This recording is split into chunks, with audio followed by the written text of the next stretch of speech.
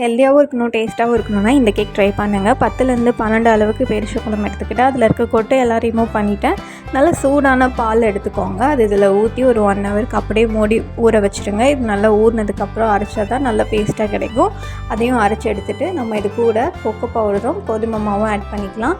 அதுக்கப்புறம் கொஞ்சம் ஆயில் சேர்த்துக்கோங்க, இல்லை பட்டர் மெல்ட் பண்ணி சேர்த்துக்கோங்க. அதையும் நல்லா மிக்ஸ் பண்ணிவிட்டு ஒரு டின்னில் இதை ஊற்றி பேக் பண்ணி எடுத்துக்க வேண்டியது தான். அவ்வளோதான். நான் மேலே கார்னிஷ்காக கொஞ்சம் பாதாமும் சாக்கோ சிப்பும் ஆட் பண்ணேன். இது ஆப்ஷனல் தான், உங்களுக்கு வேணும்னா நீங்கள் வேறு கூட போட்டுக்கலாம்.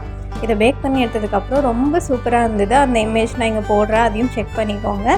நீங்களும் இதை ட்ரை பண்ணிவிட்டு எப்படி இருக்குதுன்னு சொல்லுங்கள். இதோட மெஷர்மெண்ட் டபுள் பண்ணி எடுத்திங்கன்னா இன்னும் நீங்கள் 8 இன்ச் டின்னில் கூட பேக் பண்ணி எடுத்துக்கலாம்.